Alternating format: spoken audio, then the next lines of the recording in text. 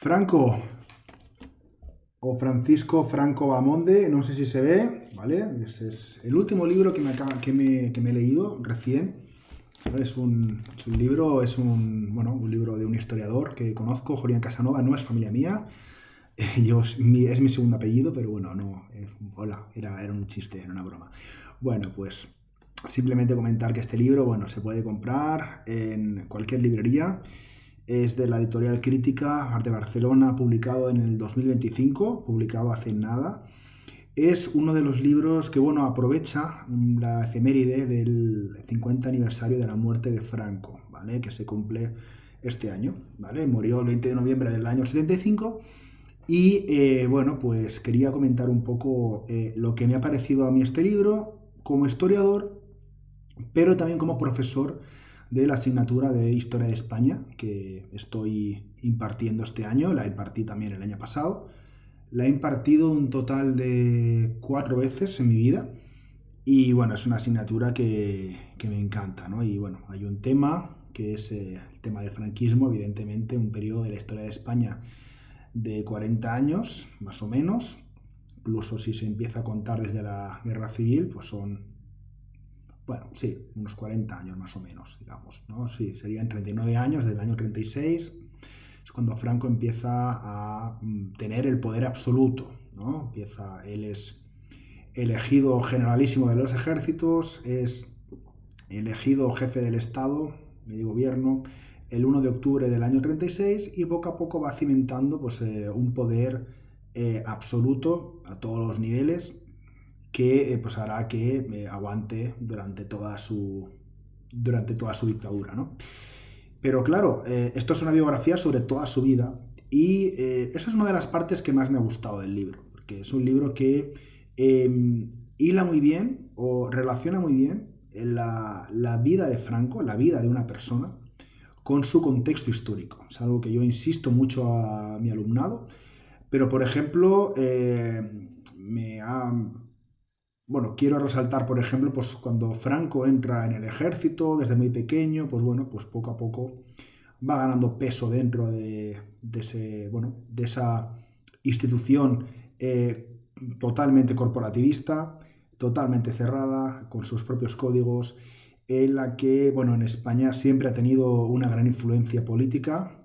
Solamente hay que pensar en los pronunciamientos del siglo XIX, del siglo XX, la dictadura de Primo de Rivera, el papel que jugó el ejército en África, el papel que jugó Franco en África.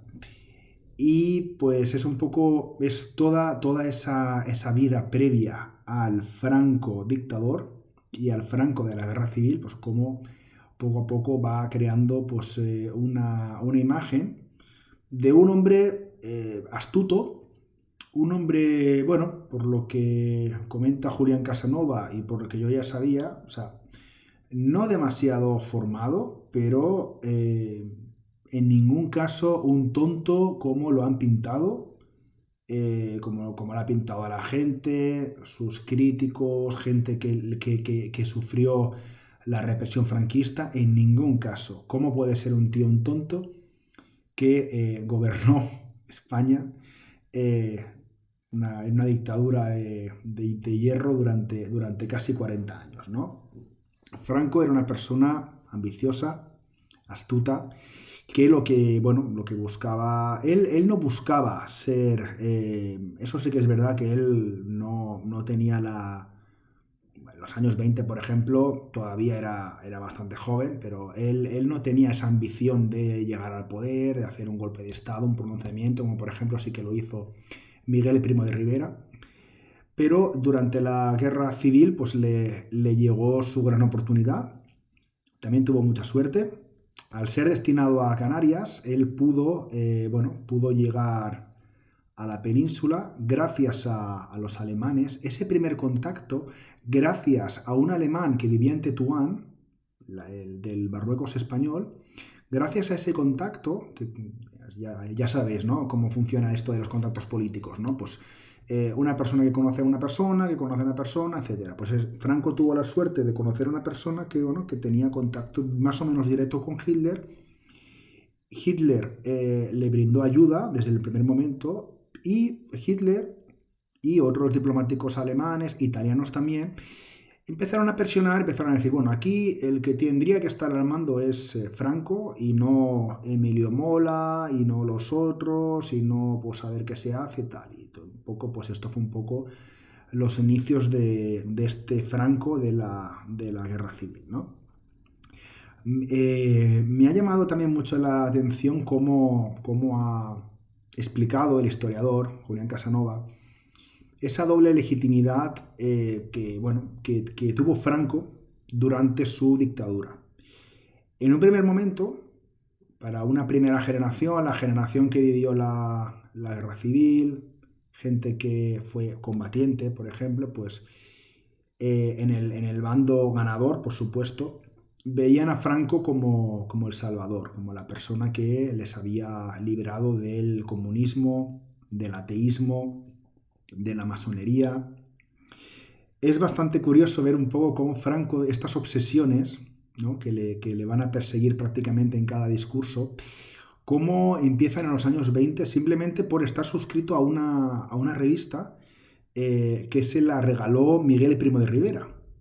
Digamos que había pues como, bueno, una corriente de conspiraciones relacionada con los judíos, con los masones, los comunistas. Luego Franco intentó un poco, bueno, un poco como disimular un poco estas paranoias, pero bueno, esas paranoias existieron y fueron importantes un poco para cimentar un poco su ideología. Y bueno, lo que decía, una primera legitimidad desde el punto de vista de la guerra, ¿vale? Pues Franco es el ganador de la guerra y para muchas personas es considerado pues una persona que solamente tendría por encima a Dios, ¿vale? Solamente hay que recordar Franco, ¿no? Como en las iglesias entraba bajo palio, era como prácticamente como si fuese un enviado de Dios en la tierra.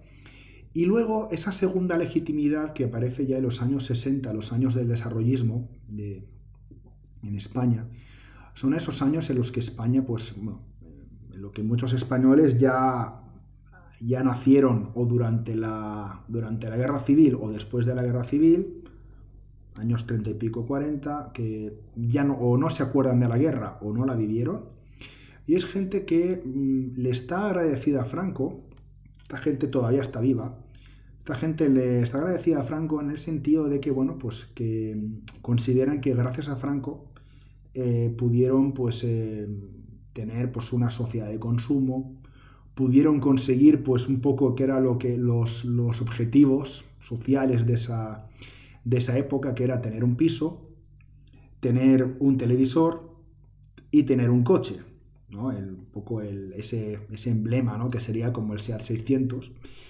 Y es como que Franco consiguió, claro, con el paso del tiempo, consiguió, pues, bueno, simplemente comparando, ¿no? Cómo era la España de la autarquía, del extraperlo de los años 40, y compararla, pues, con un país bastante más desarrollado, un país, bueno, pues, digamos, adorado por el turismo, por el incipiente turismo de masas.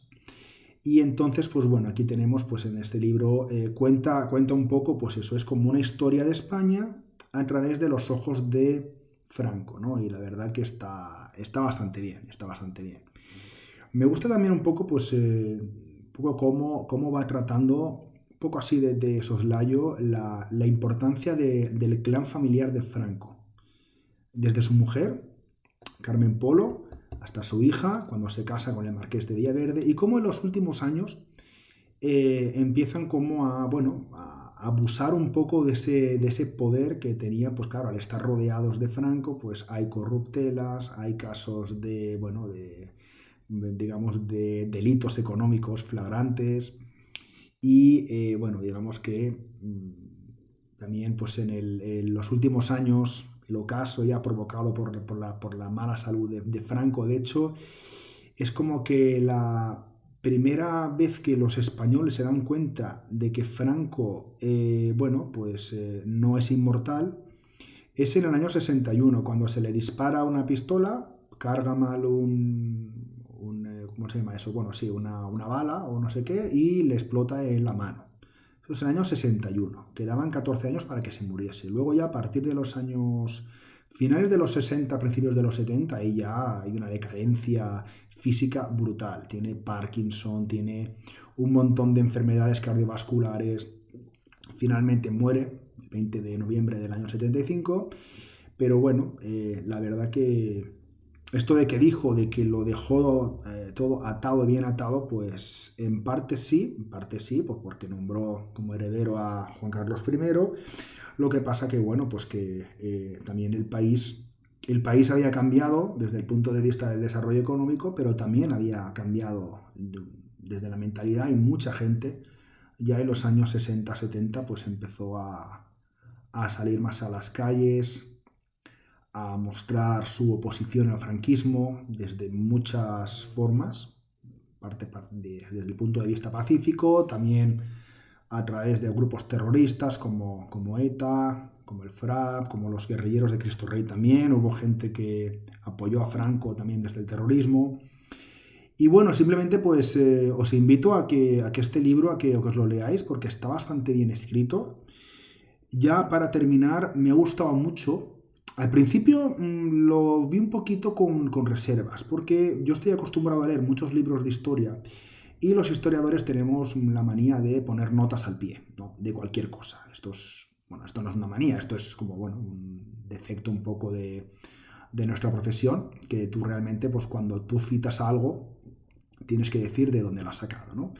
Y Julián Casanova no tiene ninguna nota al pie. Sin embargo, al final tiene una bibliografía comentada en la que dice de dónde ha sacado todo, ¿no? Lo que pasa que, bueno, no especifica en concreto, pero la verdad que me ha gustado mucho, porque eso yo creo que puede tirar para atrás a gente que no sea historiadora, que diga una biografía de Franco, se encuentra con un montón de notas al pie y dice, madre mía, esto va a ser un tostón.